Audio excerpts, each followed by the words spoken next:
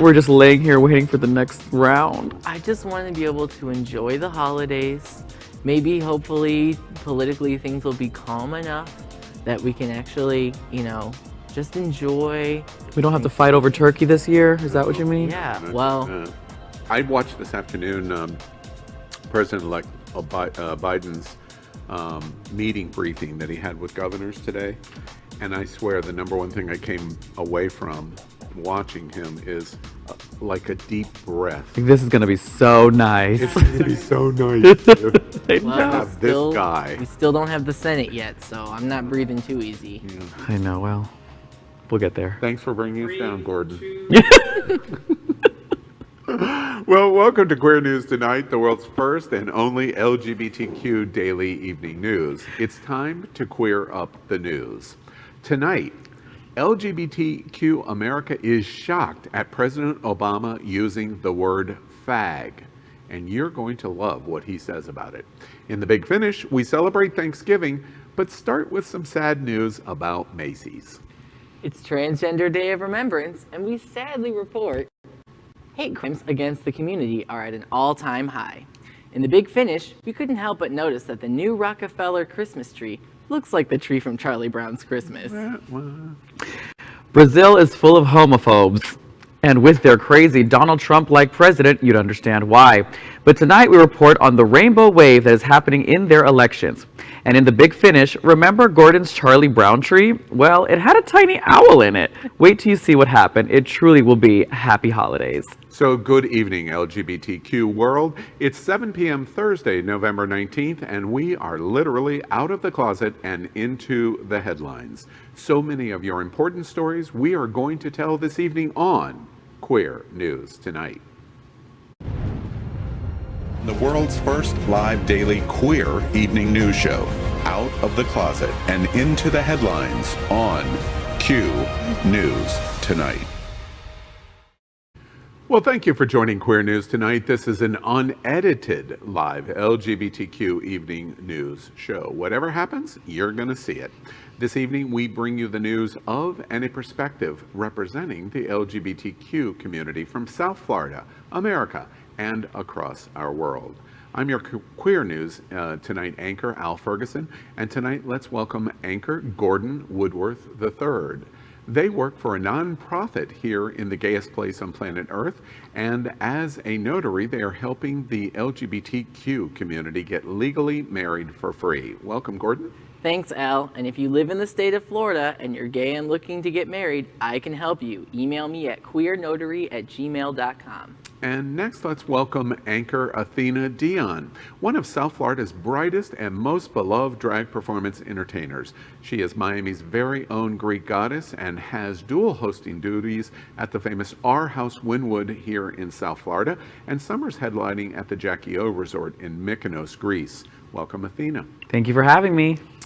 Well, Queer News Tonight continues with our sponsorship of the Miami Book Fair LGBTQ Author Series. And tonight, we are pleased to welcome author of The Extraordinaries, T.J. Klune.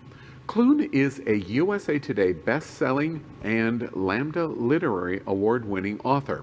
Being queer himself, TJ believes it's important now more than ever to have accurate, positive queer representation in stories. He states some people are extraordinary, some are just extra. The Extraordinaires is a queer coming-of-age story about a fanboy with ADHD and the heroes he loves. Please welcome to Q News Tonight author TJ Klune. Good evening, TJ. Hi, thanks for having me. I appreciate it. Well, we're excited to have you with us tonight. I want to begin with the Miami Book Fair. Tell us about what your experience has been with the book fair and how you're participating and why is it important to LGBTQ America? As of right now, as I'm sure everyone is aware, 2020 has been a bit of a dumpster fire. So at this point, everything that we've done in terms of events has been online and virtual. So the Miami Book Fair is no different. And it's important, I think, especially for the queer community, not only just in America, but across the world specifically, because this is giving the people opportunity who might not have been in Florida to be able to see what's going on with queer books, and giving them the opportunity to be able to witness these panels and the events that they have going on. You know, TJ, I have participated in many events all over America and really around the world. This kind of came to my attention when Queer News Tonight brought it to me, our producers. Is it very common that a festival, a literary or literature festival, will have such emphasis on the LGBTQ community and LGBTQ authors and stories? Is that common? It hasn't always been that way. No, I mean, you would have seen probably within the last 10 years a movement in young adult fiction that I wish would extend to adult fiction, where diversity has been pushed to the forefront. And more queer authors and other marginalized communities are finally given a seat at the table to have their voices heard, as they rightly should be. For too long, it's been especially in the fantasy genre in which I write, it's been a straight white male game for decades. And it's only been within the last decade or so that we've been able to carve spaces out for ourselves. So this is pretty much new for a lot of us. Yeah, being a member of our community, is everything that you write about LGBTQ characters, or do you step in both worlds? Nope. Every single character I write, main and even mostly side characters, are queer, because we need people telling our stories, and I think the queer people are the best ones to do that. So any book that I write, no matter what, has queer people at the front. Well, it gives us an excellent transition into your book, The Extraordinaries. Sorry. In The Extraordinaries, tell us a bit about the book and its premises, and what do you think is important about the story that you've written? The Extraordinaries is about a queer 16-year-old named Nick who has ADHD, and he loves the superheroes that protect his city, so much so that he writes vaguely disguised self-insert fan fiction about them. And he is obsessed with the idea of becoming extraordinary because of his neurodiversity. He doesn't think himself at all extraordinary. So he sets out to meet his favorite superhero, and when they actually do meet, he gets the crazy idea to actually try to become a superhero himself. And the book follows his chaos that he creates in trying to complete this mission. And the biggest thing for me about this book is not only putting a queer character front and center in the idea of a comic book or a comic book movie, but it's also to bring attention to neurodiversity. I have ADHD. Nick, the main character, has ADHD. And in 2020, neurodiversity is still such a stigma. It has a stigma around it, and it's a lot of things that most people don't technically understand. So when we're able to put a neurodiverse queer character in the front and center of a story, it's my hope that there's people out there that would have been like me at 16 that couldn't see themselves in fiction, finally being able to have a book like this to say, here I am, and here I get to have my own story. You know, TJ, it's interesting to me, you writing in the comic character field in literature. We've reported at Queer News Tonight repeatedly characters that are evolving out of Marvel and DC and many of the games, etc. But frequently, the reaction that I get when we report these stories from the LGBT viewers that watch us is, what's the big deal? What is it that we're saying of why this is a big deal? Try to give us some understanding, and our viewers some understanding of why having LGBT representation in superheroes or comics is important. It's important because it honestly feels like one of the last glass ceilings that we have to break through. As I said before, we're seeing a lot of diversity, a lot in YA pushing the envelope, and it is extending to adult fiction, but comics have always been this sort of outlier. And it's kind of strange because it deals with people trying to hide their identities, and who better than queer people who have maybe had to hide their identity before.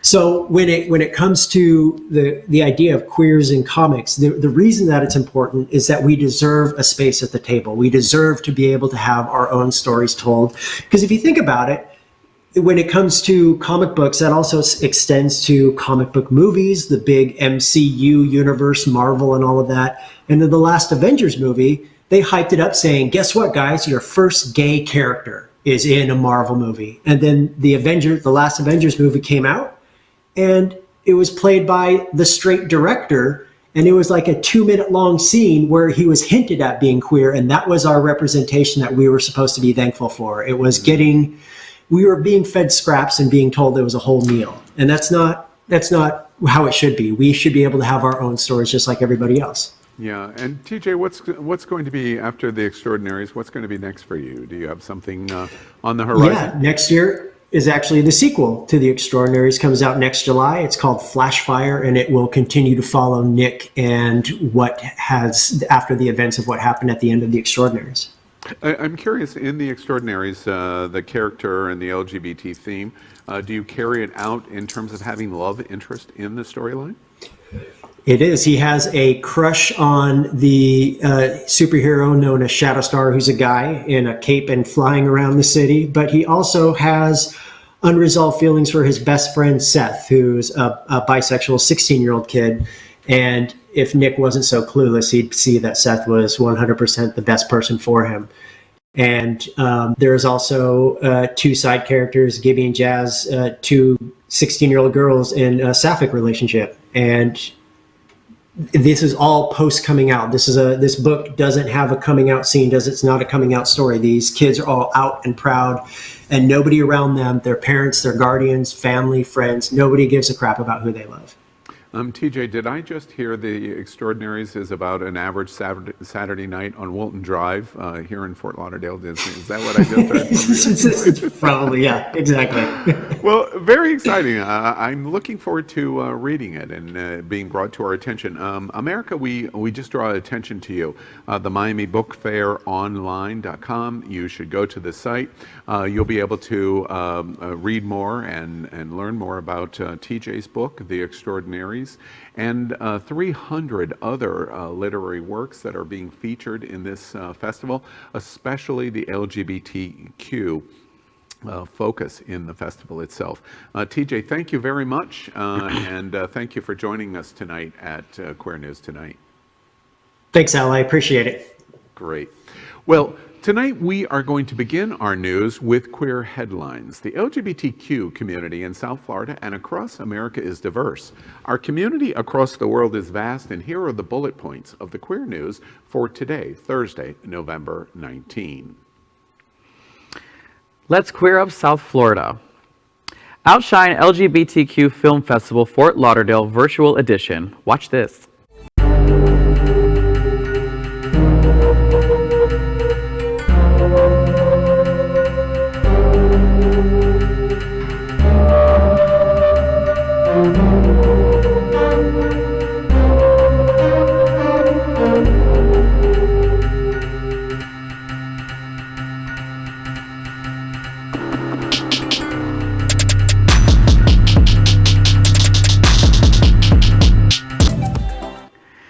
Happening Out Television Network is proud to be the digital television sponsor of the 12th edition of the Outshine LGBTQ+ Film Festival Fort Lauderdale, one of the nation's most important LGBTQ film festivals.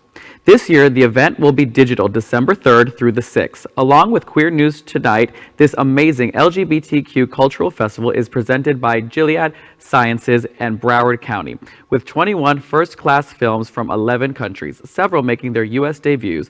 This event promises to be a highlight of December. Regardless of where you live, you can participate in special events, cocktail happy hours, talent and Q&A sessions, and even a drive-in. Stay tuned for many special events we will broadcast here at Queer News Tonight. Well, next up, let's queer up the USA. Barack Obama admits he used anti-gay slurs during his younger years as president of the United States, before becoming president. Barack Obama admits in his new biography that he used anti-gay slurs growing up before truly appreciating what they meant and the stigma faced by LGBTQ people. In A Promised Land, the former president recounts using words like fag, saying that he is now ashamed of his behavior. He also reveals that his aunt was a lesbian. These admissions by a president of the United States are simply incredible. So tonight's lead story at Queer News Tonight is Obama's own words from the new book. He writes, quote, "The friendships I made and the stories I heard from the LGBTQ people during college and my early career with opening my heart to the human dimensions of issues that I had once thought of in manly and mainly abstract terms. And like many teenage boys of those years, my friends and I sometimes threw around the words like fag or gay at each other as casual put-downs, hollow attempts to fortify our masculinity and hide our insecurities. Once I got to college and became friends with fellow students and professors who were openly gay, though, I realized the overt discrimination and hate they were subject to, as well as the loneliness and self-doubt that the dominant culture imposed on them. Had so often been used to exclude those who look like me." I think the most important thing, mistakes that were made. After doing all that, he went on to be president of the United States, who helped get gay marriage legal in this country. I think he's more than made up for it. I'm not going to hold it against him. We've all made slurs, and we've all done it. What have you learned, and how are you going to grow? I think all of us on this panel and a lot of people at home have heard straight men in the locker room say gay and use it as a slur and, you know, fag and this and that. And we know what that feels like. We have it kind of embedded in our psyches right now, and it triggers us all a little bit. And to hear the former president admit that he was one of those people, it's kind of a realization, but he is setting up the stage for how you take on some demons in your past and how you grow from it and how you become a better person because of it. So I think he is, like Gordon said, setting up a stage for how we better ourselves in the midst of a cancel culture, how we find, how we learn from those past mistakes and how we grow as people in this community together. You know, both Gordon and Athena's comments wash over me is exactly correct. The one thing that I would add is his words. This book is brand new. It's just been released. That's why this is breaking news in terms of what comes out of the 700 plus pages. This comment should be digested in the LGBTQ community because it is arguably one of the most important statements on Black men and the LGBTQ community that have been ever written, because he uses a standard at the end of his observations of him growing up and what he thought about the LGBTQ community to make the connection. How can I expect the same rights for me based on color that I will not give to them based on their sexual orientation? Brilliant, and it's going to take quite a long time for us to digest these amazing words. Next, let's queer up the USA. Anti-transgender hate crimes soared 20% in 2019. Bias attacks based on gender identity rose significantly in 2019, according to a new FBI report on hate crimes. Released this week, the annual Uniform Crime Report indicates that last year, 227 hate crime incidents were motivated by gender identity bias. That's up 20% from 2018, when 189 such incidents were reported. Drilling into the data, there were 175 victims of anti-transgender bias and 52 victims of anti-gender nonconforming bias reported last year.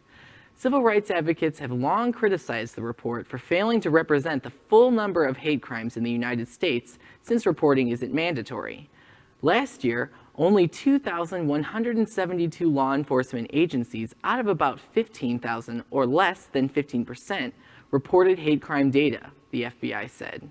Since 2018, the number of agencies submitting hate crime statistics actually decreased by 451. The HRC said, quote, "The lack of mandatory reporting means that the FBI data, while helpful, paints an incomplete picture of hate crimes against the LGBTQ and other communities." All right, let's queer up entertainment. HBO launches Translation Summit. Watch this. Okay, tell me about what you felt like when you first started doing the documentary. I started off not really knowing who I was, because, I was a kid, and I'm 12 now. Here we go! It started early, 6, 7 years old, and she would tell us I'm a little girl. I just always knew, I just didn't know the word for it. Children before puberty do not have medical interventions. It is a social transition.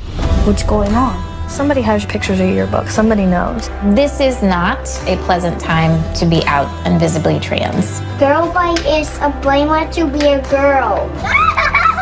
You identified as girl boy. Nuh-uh, me boy. We'll call you a girl later if you want. What I really hope is that people realize we're human. We're not like some exotic species. We have human emotions. That's what matters.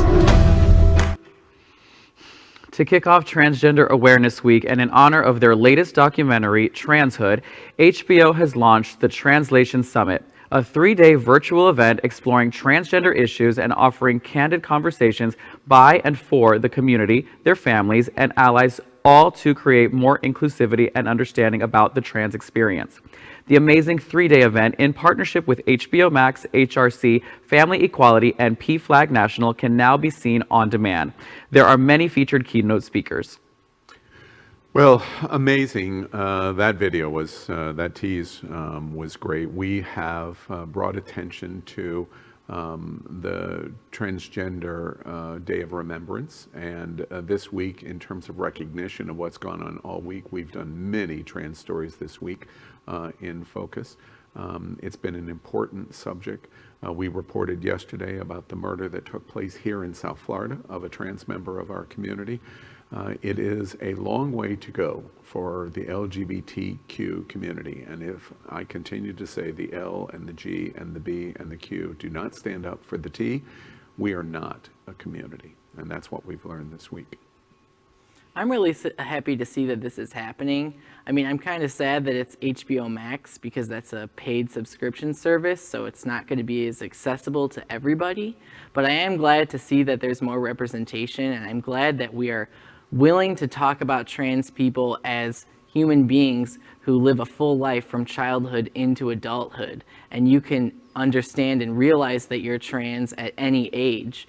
And this is one of these things that I wish I had when I was coming up, because then maybe I would have had a lot better understanding of my own situation. So I'm hoping that we see more of this and more comprehensive media to really not only explain this to people who aren't trans, but to give trans people a lens so they can see I'm not alone in this and there is a way to navigate this.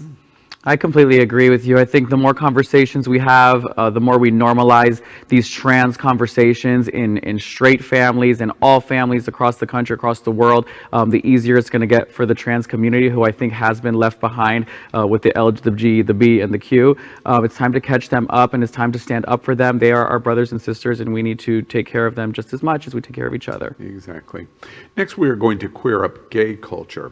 Lil Nas X shuts down rumors he's hooking up with James Charles by saying gay men can do things without y'all sexualizing it. I wonder. The musician surprised fans this week by making an appearance on the makeup guru James Charles' YouTube channel to promote his new Christmas single, Holiday. The pair's brief moments of flirtation in the video led some fans to speculate on Twitter about whether they were anything more than friends. In one Twitter post, it was volunteered, quote, "I just know they fucked after this," while another wrote, "Two bottoms doesn't make a top."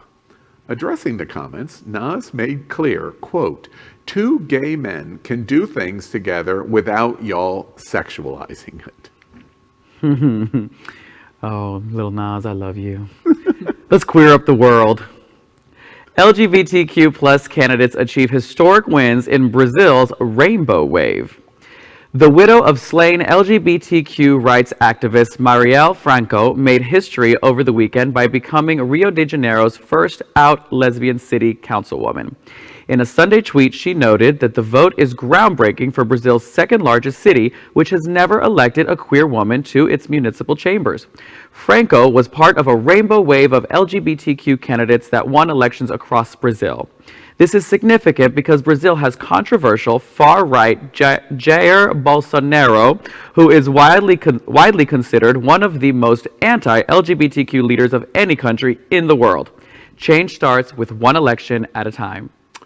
Well, that is our queer headlines for today.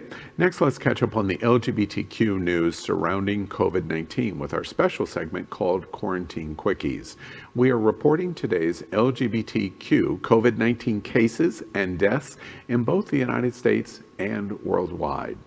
But let's begin with Queer Up Quarantine Quickies. How vaccine distribution will work for the LGBTQ community. Watch this. And this morning, Oxford released new preliminary data from phase 2 of its trials, which show promising results in both young and older adults. But there are new questions about when and how Americans will actually get vaccinated.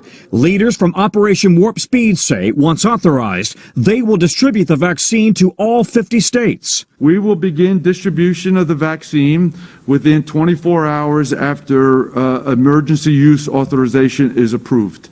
But the country has never had to deliver a vaccine like this before. Wide-scale distribution will take months, and the logistics are complicated. The Pfizer vaccine requires ultra-cold storage, almost negative 94 degrees Fahrenheit, and it can only be at room temperature for 2 hours after thawing. Each person will need 2 doses, spaced about 21 days apart. Once a vaccine arrives to an approved site, it will need to be handled and administered properly, which will require training. Already, there is a federal stockpile of both Pfizer's and Moderna's vaccines. By the end of December, we expect to have about 40 million doses of these 2 vaccines available for distribution, pending FDA authorization. So Dr. Fauci is now suggesting April, May, June, July is when the general public will get vaccinated. We are, though, encouraged to continue the wearing masks even then, even after you've been vaccinated. Life returning to normal? That could be about a year from now, really. Well, the news on COVID-19 pandemic is both horrifying and wonderful. First, the bad news. Health officials report that they expect new coronavirus cases to reach 200,000 a day in just days. The good news is that emergency approval of the Pfizer vaccine is expected in just days. The scenario for the LGBTQ community is not as clear. Along with Pfizer, Moderna is also speeding to a vaccine. The logistics will now be the critical piece of the next steps in the pandemic.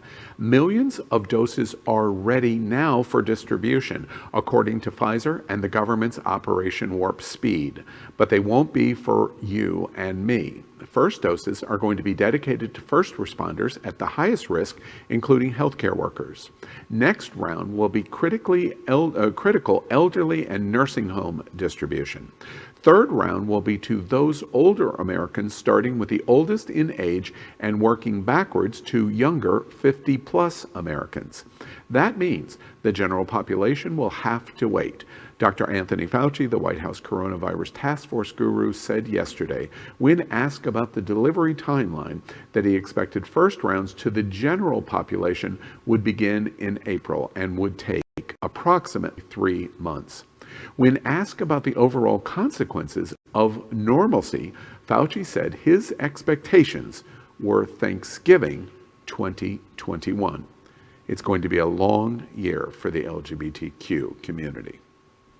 I feel like with this whole conversation, we're really putting the carriage before the horses. We're really just getting ahead of ourselves because, I mean, from the very beginning, a vaccine doesn't come out overnight. It takes a long time. It has to be tested, approved, all that jazz. But on top of that, I think we already have a pretty bad problem with vaccines in this country to begin with, because we have a section of our population that believes that vaccines don't work, or that they're bad, or that they're somehow like the big government's plan to control us or whatever.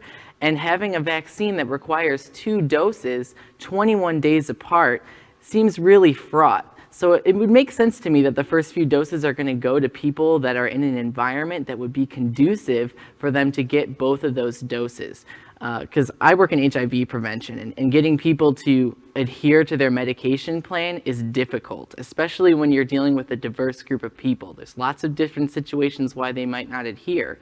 So it makes sense to me that people in nursing homes would be the ones, because they have someone else there to give it to them. But as far as the general population, I think there's going to be a lot of misinformation, and right now it's just going to make the problem worse. Yeah, I agree. I feel like there's a lot of heavy information in this story, particularly that we all need to digest. The timelines, the way the vaccine is going to be administered, you know, what they're saying. I don't know. It's a lot to digest. It's a little scary if you think about it, but at least we know that the masks are going to be around for a while, so we can at least figure out a way to make them more glamorous and more fabulous and part of our everyday life, right? Regardless of whatever side we land on vaccine, Fauci is giving us, just like he said for a fall wave, which we're seeing in spades, he's also given us accurate information. Our society, our American society, is not going to return to some normalcy for an entire year, November of 2021.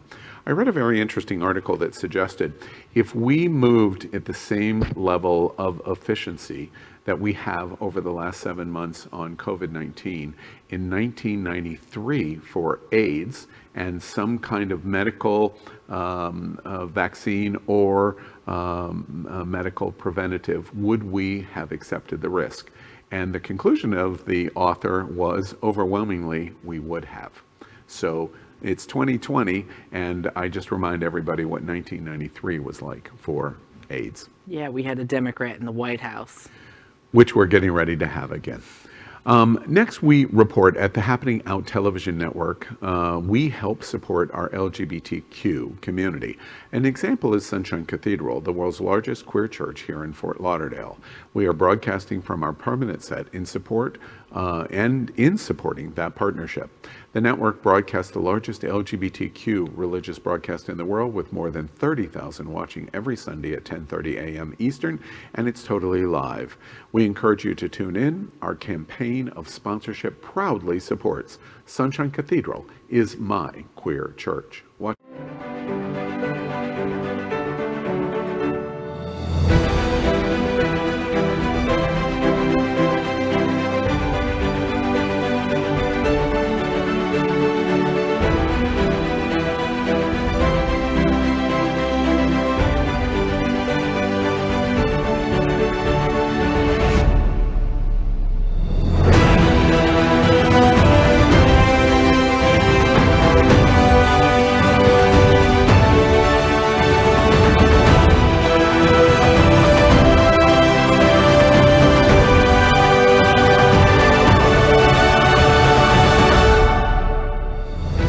I'm Phil McChesney, chair of the Sunshine Cathedral Foundation, and the Sunshine Cathedral is my queer church. We'd also like to thank our set designer, Concepto Modern Living, here in Fort Lauderdale, for making this set in this amazing queer church campus possible. Finally, we thank Queer News Tonight's hotel sponsor, Best Western I-95 Fort Lauderdale. This is the closest and best choice to the famous Wilton Drive, and our hosts and guests stay at this LGBTQ ally partner. We encourage you to stay here when visiting South Florida. Well, we're going to end tonight's broadcast with the big finish. Today's silly or news that entertains the LGBTQ community. Tonight's big finish is a Thanksgiving and holiday theme. We haven't done this before. So we focus on the heart of Thanksgiving, and that's New York, Macy's, Miracle on 42nd Street, Rockefeller Center, and more. So here we go. The big finish. Macy's star shined bright for over 150 years. Now it's flickering. I mean, I'm not even really sad about this, to be honest with you. I mean, there's a little bit that's sad because it's what we're used to and we've been trained to think of Macy's as Christmas.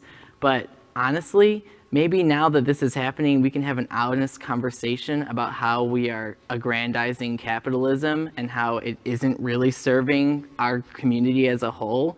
And I don't know, I'm not upset. I don't know. I like Macy's. I love the nostalgia. I love the storybooks. I love the movies. You know, part of me is a little sad, but if this year taught us anything, we're going into a whole new future that none of us even prepared for. That's right. Did I just hear we're happy Gimbals is gone? Is that what I just heard? Gimbals is gone? The Big Finish. Rockefeller Christmas tree reminds us of Charlie Brown's Christmas. Oh, and 2020. She's lost weight. It never was a really bad tree. Ooh, Macy's ain't looking. New York's not going to be looking too good this holiday season, is it? Yeah, the tree was kind of rough. They're working on it. The tree lighting is next Wednesday, I believe, and I've seen some pictures that have improved it. Can we show that picture one more time?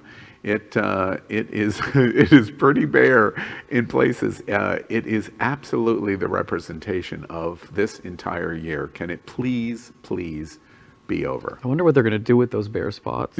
Don't worry. They have all the money in the world to spruce it up. You know, one of the things is I hope a lot of drag queens are working on it because they know how to cover the flaws. Oh, to cover up patches, missing patches. Let me just no, I'm just kidding. Exactly, right. All right, well, let's turn the tree into something more positive. The Big Finish. It's the holidays as a little owl is saved from the Rockefeller Christmas tree. Now, this is true. This 4-inch or 5-inch owl was in the tree. The tree was cut down. It grasped on and stayed in the tree and has been in the tree for 4 days until it arrived at Rockefeller Center and they found it. It had not eaten in 4 days or drank any water. And they have come and saved the little owl. And by the way, does anyone know what its name is? Rockefeller. Exactly. Pagans all over America are laughing at this story tonight. All I can say is, hail Caradwin. He was just minding his business in a tree, in the forest. Then he woke up in the big city. That poor little owl. They need to make a movie about him now. Watch. It reminds me of the story Home Alone. Right. Yes. You know, that's the little owl Rockefeller. Oh. It was a nice story. If you have a chance to see the video on it, you should watch it. It's really quite beautiful. Well, that is today's news for the LGBTQ community on the world's first and only daily LGBTQ evening news show. Is our community important to you? Then help us by liking and subscribing. Ring the bell for updates, share this news. We are the only television live video news that is out of the closet and into the headlines, and we need your support. I'm your anchor, Al Ferguson, and on behalf of anchors Gordon Woodworth III and Athena Dion, we will see you daily at 7 p.m. And remember, thank you for all of the good moments of this day, and keep a smile for thoughts of tomorrow. Good night, LGBTQ America.